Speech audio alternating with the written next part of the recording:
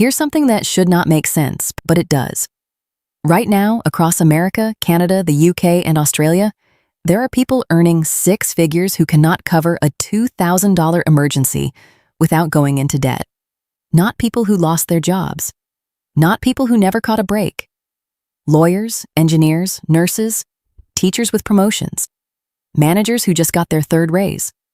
People whose income puts them comfortably above average, who are still quietly financially fragile. Here's where it gets uncomfortable. Picture a pharmacist earning $110,000 a year.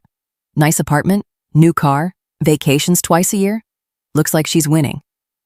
Check her savings account. Less than 1 month of expenses. Her credit card balance has not been zero in 2 years. Now picture her colleague, same hospital, same profession, earning $96,000. Drives a 4-year-old Honda, brings lunch 4 days a week, looks like the boring one in the friend group. Her investment account just crossed $140,000. Same career, same city. $14,000 less in salary. 4 times the financial security. That gap has a name, not an income gap, not a luck gap, a behavior gap. Today, I'm going to show you the 12 specific signs that someone has fallen into it, because most people living inside this trap have absolutely no idea they are there. This is called being accidentally poor. And by the time this video ends, you will never miss the signs again, in your own life or in the lives of the people around you. Let's get into it. Here is what nobody tells you when your income goes up. More money does not automatically come with more financial wisdom. And nobody sits you down and hands you a new rule book when you get that promotion. Nobody pulls you aside after your first 6-figure salary and says, okay, now here is how you actually build something with this. You just earn more. And without a plan, you spend more. And the cycle continues, quieter, more expensive, and harder to see from the inside. Here's a fact that might surprise you. Research shows 72% of high-income households believe they are financially literate. But when tested, most of that knowledge stops at the basics. Budgeting, avoiding debt, and never reaches the strategies that actually build lasting wealth. Earning well and building wealth are 2 completely different skills. And most high earners were only ever taught one of them. There is even a name for this group. Economists call them Henrys.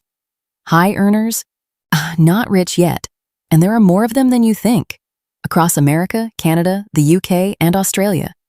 Working hard, earning well, and quietly wondering why it never feels like enough. So before we get into the 12 signs, understand this. What you are about to see is not a character flaw. It is a pattern. A trap with specific walls and a specific exit. One more thing. One of these 12 signs is the one most people find almost impossible to admit, even when they can see themselves in it clearly. I will get to it. But first, let us start at the beginning. Now, let us get into the 12 signs. And I want you to do something as we go through these. Do not just listen for other people. Listen for yourself. Sign number 1. Your savings rate has not moved. Even though your income has. A teacher gets a promotion.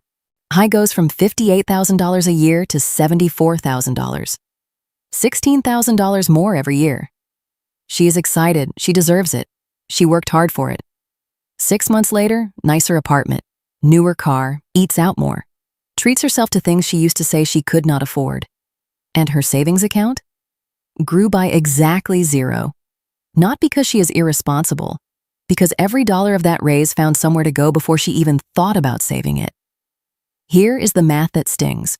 Before the raise, $300 a month saved on $58,000. That is a 6% savings rate. After the raise, still $300 a month on $74,000. Now that is only 4.8%. Her income grew. Her savings rate dropped. This is called lifestyle inflation. And it is the #1 reason high earners stay financially stuck. Wealth builders do something different. The moment income goes up, they increase their savings rate first, before the lifestyle gets a chance to adjust. A raise that does not raise your savings rate is not financial progress. It is just a more expensive version of where you already were. Sign number 2, you have turned luxuries into necessities in your mind. Be honest with yourself for a second. Is there something in your life right now that you pay for every month that you would have called a luxury 3 years ago, but today you call a necessity? The $18 daily lunch order, the business class upgrade, the premium gym membership, the weekly blowout, the wine subscription, the car that costs $850 a month because you feel you have earned it. None of these are wrong on their own. The danger is in the reclassification. And the moment your brain moves something from the want column to the need column, your ability to cut it disappears.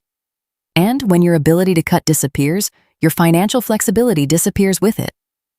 High earners who reclassify luxuries as essentials become extremely vulnerable the moment their income is interrupted, because their lifestyle now requires every single dollar just to maintain. When everything feels like a necessity, nothing can be sacrificed. And a life with nothing that can be sacrificed has no financial safety net. Sign number 3. You save whatever is left over at the end of the month. And we both know what is usually left over at the end of the month. Nothing. Or something so small it barely counts. This is called the leftover model of saving. You spend what the month demands and save the remainder. And the problem is that modern life is extraordinarily good at consuming that remainder before it ever reaches your savings account. A high earner doing this is not building wealth. They are financing a lifestyle and hoping the math works out. It almost never does. The people building real wealth flipped this equation a long time ago. They pay themselves first. The savings transfer happens automatically on payday. Before the bills, before the subscriptions, before the weekend plans. Whatever is left after saving is what they live on. Not the other way around. Saving what is left over after spending is like trying to get fit by exercising whatever energy remains after sitting on the couch all day. The system is designed to leave you with nothing. And we are not even at the expensive signs yet. And sign number 4. You spend money to manage how you feel. This one is quieter than the others, but just as destructive. You have had a brutal week, back-to-back meetings, a difficult conversation with your manager, a project that went sideways. By Friday evening, your brain is exhausted and your willpower is at 0. And somewhere between leaving the office and arriving home, you make a purchase you never planned. New trainers, a gadget you do not need, a solo restaurant dinner that costs $90 because you deserve a treat after everything you just went through. That feeling, I work hard, I deserve this, is one of the most financially expensive emotions a high earner can have. Not because treating yourself is wrong, but because when spending becomes your primary tool for managing stress, boredom, or exhaustion, your bank account becomes the casualty of your emotional life. This is called emotional spending, particularly dangerous for high earners because the amounts are larger, the justifications feel more reasonable, and the pattern stays almost invisible until the credit card statement arrives. You cannot spend your way out of an emotional problem, but you can absolutely spend your way into a financial one. Now we move into the signs that cost the most. These are not habits you can fix with a budgeting app. These are structural decisions, big ones, that quietly shape your entire financial future whether you are paying attention or not. Sign number 5. The house you bought is quietly deciding your financial future. I call this the housing anchor. And it is the most expensive sign on this entire list. Not because of what the house costs, but because of everything the house silently demands after you move in. Here is what most people do. They walk into a bank, sit with a mortgage broker, and ask one question: how much can I borrow? The broker gives them a number, and they go and spend close to that number. Because if the bank says they can afford it, they can afford it. Right? Wrong. What the bank is telling you is the maximum you can borrow without defaulting. That is not the same as what supports building wealth. Let me show you the math that changes everything. 2 colleagues, same company, same salary, $200,000 a year each, both ready to buy their first home. Joe buys a $250,000 home in a solid, comfortable neighborhood. Jim buys a $400,000 home in an affluent area where his neighbors drive luxury cars and take international vacations twice a year. Fast forward 15 years. Joe's modest neighborhood never pressured him to upgrade his car, hire a landscaper, renovate his kitchen, or enroll his kids in expensive activities just to fit in. He quietly maxed his retirement contributions, and built an investment portfolio on the side. Jim did all of those things, not because he wanted to, because his environment made them feel necessary. The difference in their net worth after 15 years? Over $900,000. Same income, same starting point, one housing decision. Your house does not just decide where you live. It decides what lifestyle you feel pressured to maintain. And that pressure is worth hundreds of thousands of dollars over a lifetime. Sign number 6. You are using debt to look wealthy instead of to build wealth. There is a critical difference between how wealthy people use debt and how the accidentally poor use it. Wealthy people use debt as a tool to acquire assets that grow in value, generate income, or create tax efficiency. The accidentally poor high earner uses debt as a costume to project a lifestyle they have not yet earned. Think about what that looks like in real life. A $900 monthly car lease on a vehicle they will never own. A $6,000 vacation on a credit card charging 22% interest. A personal loan to renovate a kitchen, not because it adds value to the property, but because the neighbors just renovated theirs. The average Henry household carries $160,000 in total credit debt, with interest rates often exceeding 20%, and the cost of maintaining that image is staggering. And here is what makes it truly dangerous. If the income stops for even 1 month, the entire financial structure begins to collapse. Because it was never built on assets. It was built on appearances. Debt used to signal wealth you do not have is not a financial strategy. It is a very expensive performance with no audience worth impressing. Sign number 7. You are spending money to keep up with people who are also broke. I told you at the beginning of this video that one of these signs would be the hardest to admit. This is the one. Because this one is not about numbers, it is about ego. And ego is expensive. Here is what happens. You get invited on a group holiday, Tulum, Bali, the Maldives. Your colleagues are going, your friend group is going. And even though the timing is not right financially, even though the credit card is not fully paid off, even though the honest answer is that you cannot comfortably afford it right now, you book it because not going feels worse than the debt. Or you see a colleague pull up in a new car, and suddenly your perfectly functional car feels embarrassing. So you upgrade, not because you needed to, because someone else's choice made you feel like yours was no longer good enough. Financial researchers call this social comparison spending. Particularly dangerous because the people you are trying to keep up with are often in the exact same trap you are. You are watching each other's highlight reels and bankrupting yourselves trying to match an illusion. High earners are especially vulnerable because their peer groups normalize expensive lifestyles, luxury travel, designer items, high-end restaurants, until these things stop feeling like choices and start feeling like the minimum standard. You cannot build a wealthy future by financing someone else's wealthy appearance.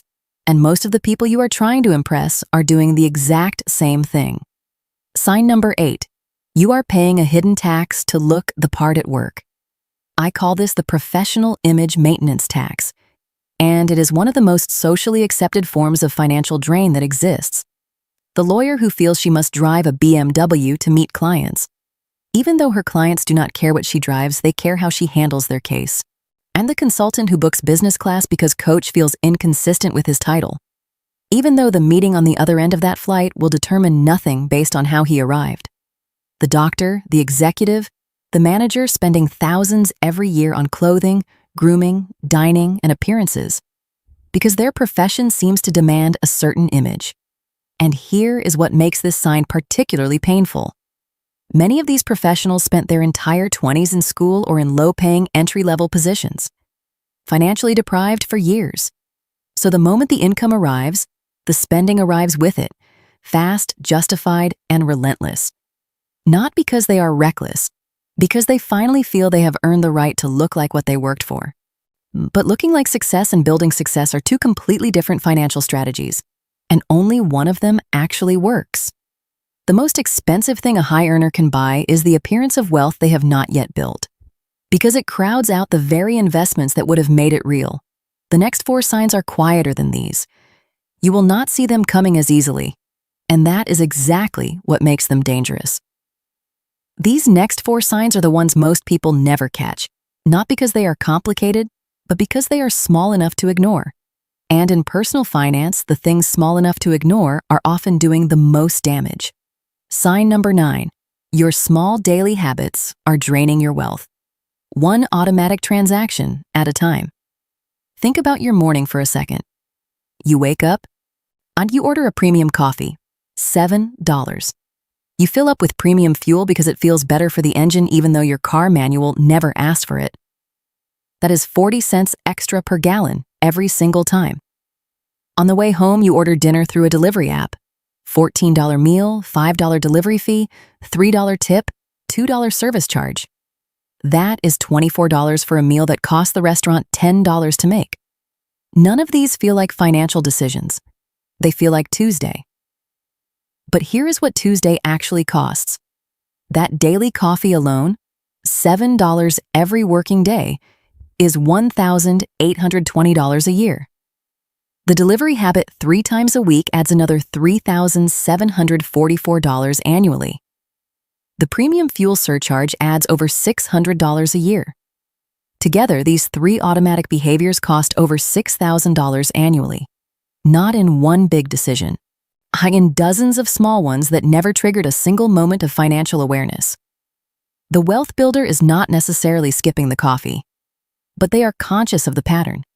They know exactly what their automatic behaviors cost them monthly. Do you? Convenience is not free. It is just billed in amounts small enough that you never question the total. Sign number 10. Your subscriptions are bleeding you and you do not even know how much. Right now, not last year, right now. How many subscriptions are being charged to your account this month? Take a guess before I give you the average. Most high earners, when they actually sit down and audit their subscriptions, find between 8 and 14 active charges. Streaming services, fitness apps, cloud storage upgrades, meal kit deliveries, news platforms, software tools. A meditation app opened 4 times. A language learning platform not touched since January. One financial study found an individual who discovered over $260 in unused credits on a single wellness app, silently charging them for months without a single use. Here is the math that should make you pause. One forgotten subscription at $20 a month is $1,200 over 5 years, 10 subscriptions averaging $20 each, and most high earners have exactly that, is $12,000 over 5 years. Leaking out in amounts too small to notice individually, but devastating when you see the total. That $12,000 invested in an index fund over 5 years does not stay $12,000. The most expensive purchases are the ones small enough that you never bother to cancel them. Sign number 11. You earn well, but one emergency would break you. And this is the sign that reveals the true fragility underneath the financial surface. 20% of high earners, 1 in 5, report having little to no funds set aside for an unexpected expense. 1 in 5 people earning 6 figures, living without a financial floor. Think about what that means in real terms. If you are a high earner with $12,000 in monthly expenses, rent or mortgage, car payments, subscriptions, food, utilities, school fees, you need between $36,000 and $72,000 sitting in liquid savings just to have 3 to 6 months of genuine security. Not invested, not tied up in property. Liquid, accessible, available the moment life decides to surprise you. Most high earners do not have that. They have the income. They have the lifestyle. They have the appearance of security. But underneath it, and they are walking a financial tightrope with no net below them. A single job loss, an unexpected medical bill, a car that breaks down at the wrong moment. Any one of these, the kind that happen to ordinary people in ordinary lives every single year, can unravel years of apparent financial progress in a matter of weeks. A high income with no emergency fund is not financial security. It is financial fragility wearing an expensive suit. Now pay close attention, because this last sign is the most expensive mistake on this entire list. Not because of what it cost you today, but because of what it costs you over the next 30 years. Sign number 12. You keep telling yourself you will start saving seriously. Later. Later. When things settle down, when the kids are older, when the debt is cleared, when the promotion comes through, and when life gets a little less complicated. I've heard every version of this, and here is the truth. Later almost never comes, and when it does, it costs you more than you can imagine. Let me show you two cousins, both 30 years old, both earning $120,000 a year, both intending to build wealth. Cousin A starts investing $500 a month immediately. Cousin B says, I will start when things slow down. Things never slow down. Cousin B starts the same $500 a month at age 40. By age 65, Cousin A has accumulated approximately $1.1 million. Cousin B has accumulated approximately $450,000. The only difference between them is 10 years. Not income, not intelligence, not opportunity. Just time. And the willingness to start before everything felt perfectly ready. That $650,000 gap is not the cost of laziness, it is the cost of waiting. And it is the cost of telling yourself that later is almost as good as now. It is not. In investing, later is never as good as now. Every single year of delay has a price tag attached to it. And that price tag compounds every year you wait. Someday is the most expensive word in your financial vocabulary. And it is the one word that quietly costs more than every other sign on this list combined. If you recognized yourself in any of those 12 signs, whether it was 2 of them or 10 of them, I do not want you to feel ashamed. I want you to feel ready, because recognizing the trap is not the problem. Recognizing the trap is the beginning of the solution. Here is what you do next. 5 steps. Simple, sequential. Apply them in order, and they will begin changing your financial reality faster than you think. And I call this the financial order of operations. Step 1. Calculate your true take-home pay. Not your salary, not the number your employer quotes. Your actual take-home pay after taxes, insurance, pension contributions, and every mandatory deduction. This is your real financial starting point. If you do not know this number, you cannot build anything real on top of it. Start here. This week, Step 2. Build your $2,000 floor first, before aggressive debt repayment, before lifestyle upgrades, before anything else.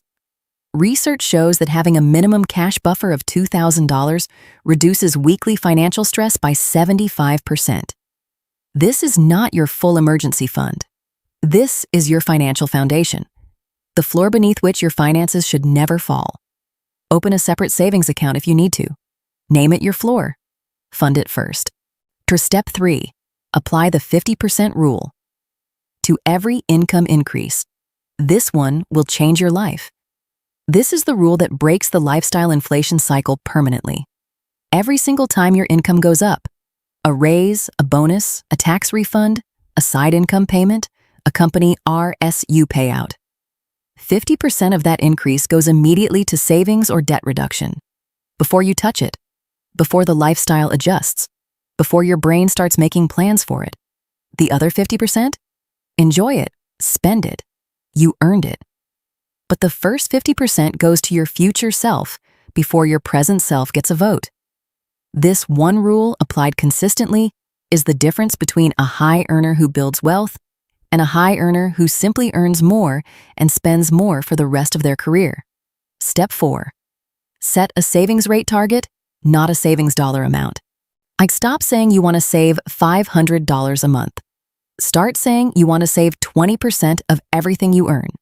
Because as your income grows, 20% grows with it automatically. Aim for a minimum gross savings rate of 20 to 25%. If you are serious about financial independence, real freedom, not just the appearance of it, work toward 40 to 50% over time. The percentage is what builds wealth. The dollar amount is what makes you feel like you are saving without actually changing anything. Step 5. Automate everything and add friction to spending. Make saving automatic. Set up transfers to your savings, retirement account, and emergency fund to happen on the same day your paycheck arrives. Before you see the money, before you spend the money, before you even think about the money. Then do the opposite for spending. Add deliberate friction. For any non-essential purchase over a set amount, $100, $200, whatever your threshold is, implement a 48-hour pause. Wait 2 days. If you still want it after 48 hours of not seeing it advertised, not feeling the impulse, and not being in the original emotional state that triggered the desire, then buy it. You will be amazed how often the desire disappears completely. The accidentally poor spend first and save whatever remains. The intentionally wealthy save first and live on whatever remains. That single reversal is worth more than any raise you will ever receive. Let me come back to those two people from the beginning of this video. The pharmacist with the nice apartment, the new car, and the 2 vacations a year, and her colleague, the one driving the 4-year-old Honda, bringing lunch to work, and quietly building something most people around her could not see. 10 years from now, both of them will still be working in the same profession. But only one of them will have the freedom to choose whether she keeps working. Only one of them will absorb a financial emergency without it becoming a financial crisis. Only one of them will wake up on a Monday morning and feel the difference between going to work because she wants to and going to work because she has to. That difference is not talent. It is not luck. It is not even income. It is intention. Wealth is not what you earn. Wealth is what you keep, what you grow, and what you build deliberately. One decision at a time, long before the results are visible to anyone watching from the outside. You have just seen all 12 signs, and you now know what accidentally poor looks like, even when it is wearing a good salary, a nice address, and a confident smile. The question I'm leaving you with is simple. Which story are you writing? If this is your first time here, my name is Floxy. I am a wealth coach, and this channel exists for one reason only: to give you the financial knowledge that changes your life, not just your mood. Every video I make is built on real research, real strategy, and real results. No fluff, no filler. Just the truth about money that most people never get taught. Make sure you subscribe so you never miss what is coming next. And if you are serious about taking the next step, not just watching, not just nodding along, but actually doing the work, I have put something together for you. Check the description box below. What you will find there is designed to take everything you learned in this video and turn it into a real plan for your real life. Practical, powerful, and it will save you years of figuring this out alone. Go check it out. Your future self will thank you for it, because the best time to change the ending is always right now.